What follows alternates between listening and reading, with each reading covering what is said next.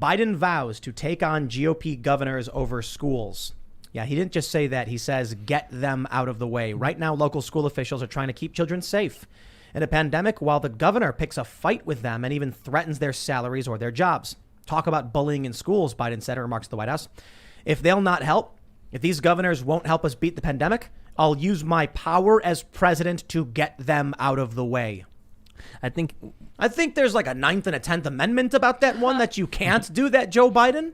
I think it was a few weeks ago. The Biden administration said that they were going to fund the schools that get defunded over mask mandates. So DeSantis was saying we're going to defund these schools because you're requiring masks. That's no good. And then I think the Biden administration said that they were going to work to fund those schools, whatever was defunded.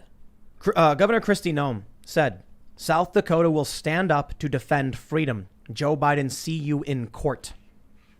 All Joe Biden did with these decrees was it was a shot across the bow to red states, forcing them to assert their positions in defiance of the federal government.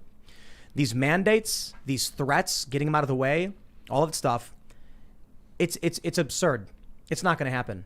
The feds are not going to be able to go into Texas and start going business to business, knocking on doors and trying to figure things out. Now, there's taxes.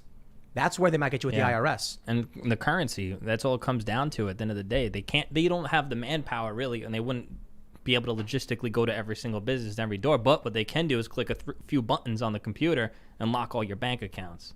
I think that's what it pretty much comes down to. We're pretty much controlled by the U.S. dollar. At the end of the day, that's where they have all that power and all that control over us because they can click 2-3 buttons, shut everything down. Do you militant think fascism? Yeah. Do you think that people in Texas, South Dakota are going to be like, oh, no, I guess I have to comply with Joe Biden?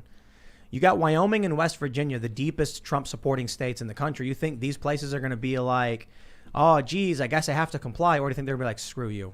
Yeah, they're going to say screw you, and then their bank accounts are going to get frozen. And then there'll be like a state issue with the governor or whatever is going to be like to the local banks that are only in these certain areas, undo it. You can't do that.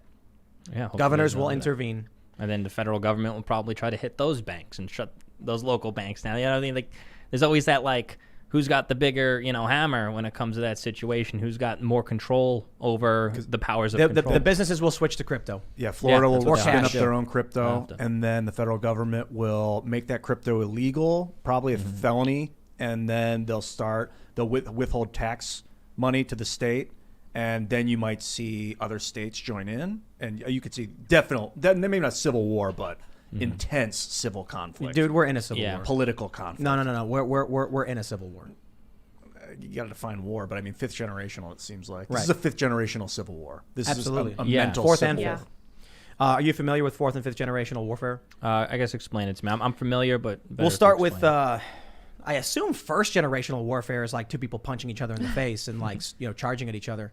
But in order to gain control of resources or influence over a city or a region or other group of people, you can't convince them. It goes into kinetic conflict, right? Physical confrontation.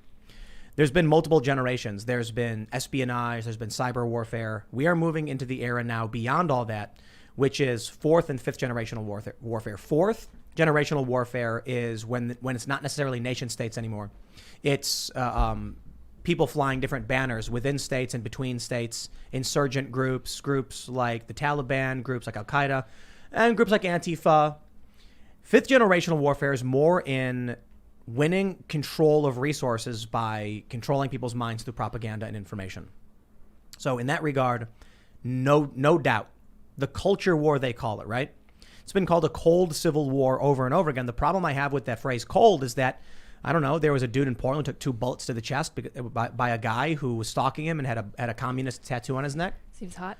Yeah, you've got... Well, it's limited. Those are you'll see limited pockets of violence in like even the Civil War. I mean, there was Korea, or not the Civil War, rather the Cold War with Russia. We had Korea, which was a Russian-American conflict, but in the proxy of a guy getting hit on the street. But that's like communist factions supported by a larger state versus free enterprise factions supported by another state. That wasn't the U.S. engaging in direct conflict. Yeah, indirect. That's why they call it the Cold War. It was a war, but it was proxy.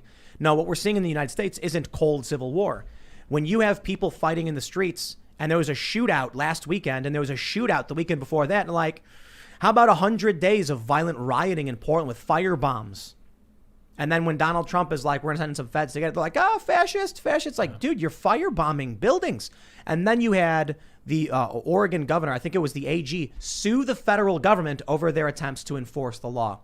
Now you get the Democrats in the federal government. They're going nuts. And now it's the so here's what I said. When the blue state was suing, Donald Trump, the federal government, over trying to enforce the law and stop the fire bombings, the riots, I was like, this is it.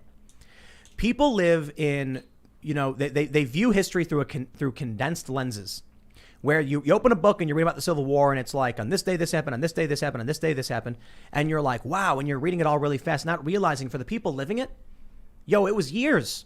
I think 5 years. The Revolutionary War was 20 years. There were people who were born after the first conflict in the American Revolution and rebel sentiment, and then fought in the war for 2 years. They were born into it. This stuff went on for a really, really, really long time.